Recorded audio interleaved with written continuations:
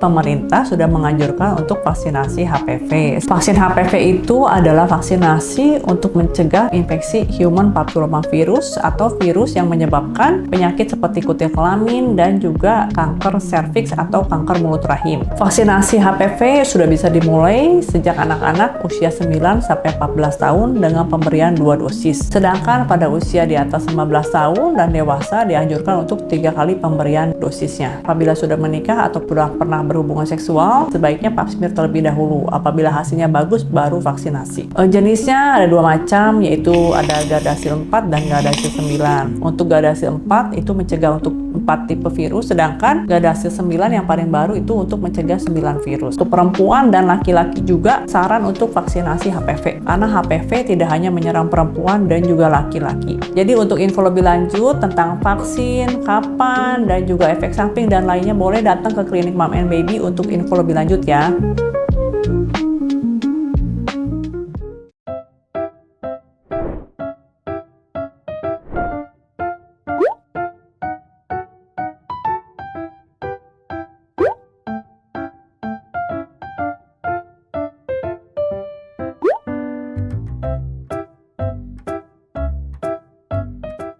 Halo semuanya, saya dengan Dr. Mediana Sutopo dari klinik Mom and Baby. Hari ini kita akan membahas tentang topik pap smear.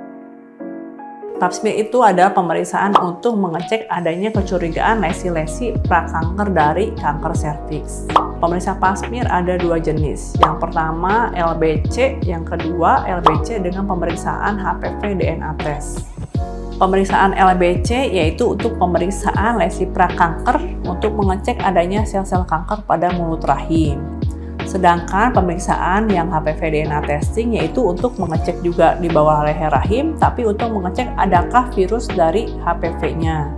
Jadi siapa aja sih yang harus pap smear? Pertama, wanita yang pernah berhubungan seksual di atas 21 tahun dan yang sudah menikah disarankan untuk pap smear.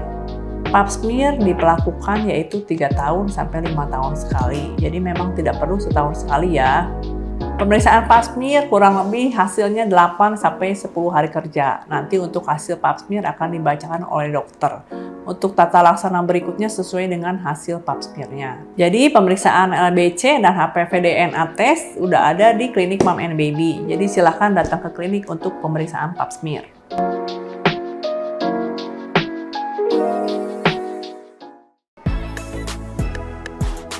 Halo, saya Dr. Raisa Lim, spesialis obstetri dan ginekologi di klinik Mom and Baby.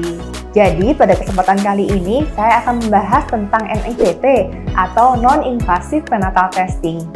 NIPT adalah screening kelainan genetik yang dapat mendeteksi ada tidaknya sebuah kelainan kromosom atau genetik pada bayi yang dikandung para moms. Pemeriksaan NIPT ini dilakukan dengan cara mengambil darah para moms yang dapat dilakukan sedininya atau seawalnya adalah 10 minggu usia kehamilan hingga tidak terbatas usia kehamilan berapa minggu. Namun paling sering hingga akhir trimester kedua kehamilan. Dari hasil pemeriksaan NIPT ini bisa diketahui apakah bayi atau janin yang dikandung para moms memiliki kelainan-kelainan seperti trisomi 21 atau Down syndrome, trisomi 13 ataupun trisomi 18, dan juga dapat memeriksa berbagai kelainan lain seperti mikrodelesi ataupun kelainan genetik lainnya. Jadi bagi para moms atau bagi para moms dan dad yang penasaran atau ingin tahu lebih detail tentang kondisi bayi yang dikandungnya, atau bagi para moms yang dalam pemeriksaan USG trimester 1 didapatkan kecurigaan kelainan pada bayi, boleh melakukan pemeriksaan screening NIPT ini. Screening ini dapat dilakukan di klinik Mom and Baby. Jangan lupa ya.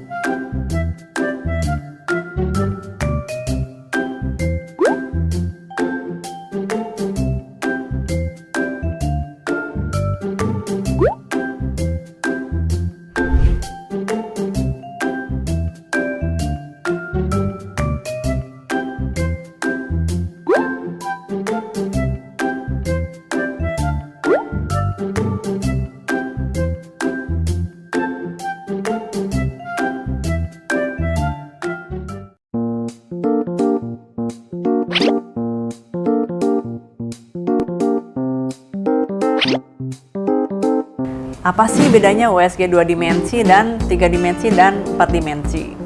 Ya, kita bahas USG 2 dimensi terlebih dahulu. Jadi USG 2 dimensi yang masih USG masih lama, yang hitam putih yaitu untuk mengukur biometri janin. Untuk pengukuran biometri biasanya 2 dimensi juga cukup. USG 2 dimensi, apa sih tujuannya? Pertama, untuk mengetahui kesejahteraan janin. Denyut jantung janin, jumlah air ketuban, letak plasenta, dan berat bayi, dan terutama untuk screening dari organ-organ bayi. Jadi untuk pemeriksaan USG 3 dimensi, kita bisa lihat muka bayi, yaitu pencitraannya lebih jelas seperti foto. Sedangkan USG 4 dimensi sama seperti ini, namun di-save dalam bentuk video bergerak.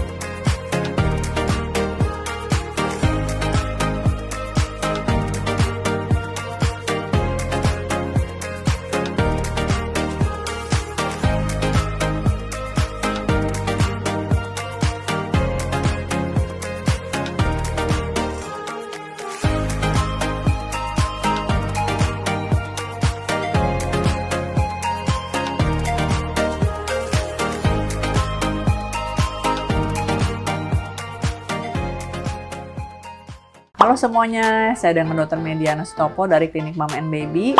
Hari ini kita akan membahas tentang vaksin HPV. Vaksin HPV itu adalah vaksin untuk mencegah adanya infeksi untuk kanker leher rahim. Siapa aja sih yang wajib vaksinasi ke HPV? Disarankan untuk wanita dan pria mulai dari usia 9 tahun sampai dengan dewasa. Untuk wanita bisa mencegah kutil kelamin, kanker serviks, dan kanker vagina. Sedangkan pada pria untuk mencegah kanker penis dan kanker anus. Nah, jadi ini adalah vaksin HPV. Ada berapa macam sih? Yuk kita lihat. Yang pertama ada namanya Gardasil 4. Ini vaksinnya melawan 4 tipe virus HPV. Dan yang paling baru adalah yang ini. Ini Gardasil 9. Ini untuk melawan 9 virus HPV. Jadi vaksinasi HPV ini dua-duanya sama-sama 3 kali pemberian. Jaraknya 0, 2, dan bulan ke-6. Nah, jadi buat semuanya yang mau vaksin HPV, boleh ya datang ke Klinik Mom and Baby. Kita menyediakan 2 jenis vaksin, semuanya lengkap. Thank you.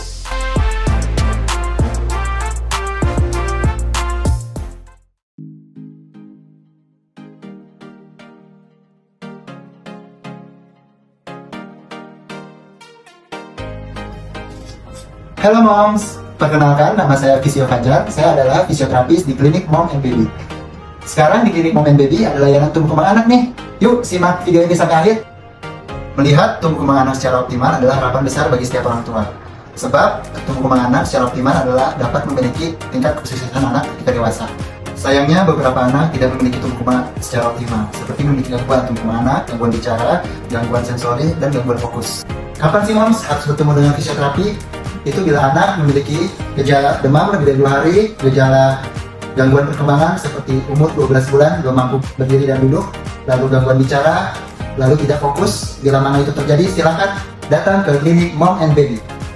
Adapun layanan tumbuh kembang anak di Klinik Mom and Baby, pertama adalah fisioterapi. Fisioterapi anak adalah untuk menangani pasien pada keluhan gangguan perkembangan, gangguan sensorik dan motorik kasar dan halus, seperti gangguan delay development atau anak berkebutuhan khusus seperti cerebral palsy, Down syndrome, dan autis. Kedua adalah layanan terapi bicara. Terapi bicara adalah speech delay menangani pasien anak dengan keluhan gangguan bicara dan komunikasi. Ketiga, layanan terapis okupasi pediatri adalah layanan membantu anak untuk mencapai tujuan pada perkembangannya, seperti bergerak, bermain, dan berbicara di lingkungan sekitarnya. Layanan keempat yaitu sensori integrasi. Tujuannya untuk mengenali, memproses, mengatur informasi sensori anak berupa sentuhan, gerakan, kesadaran tubuh, suara, penglihatan, bau, rasa, dan tarikan gravitasi sesuai dengan perkembangan tubuhnya dan usianya masing-masing. Hai moms, jangan abaikan pertumbuhan dan perkembangan buah hati kita ya. Bila mana ada keluhan-keluhan tersebut, silakan konsultasi ke dokter spesialis anak dan fisioterapi di klinik Mom and Baby. I'm swimming in everything you said. I'm thinking about jumping in it. Instead, I got you skinny dipping deep inside my head.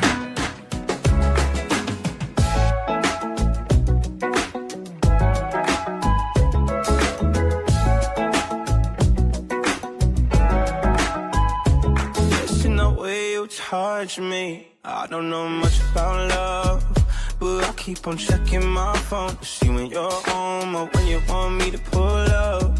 But one and the same, you got me caught in the days. I love it when you say my name real slow. All my love is yours. I'm sorry, everything you said. I'm thinking about jumping in it. Instead, I got you scared.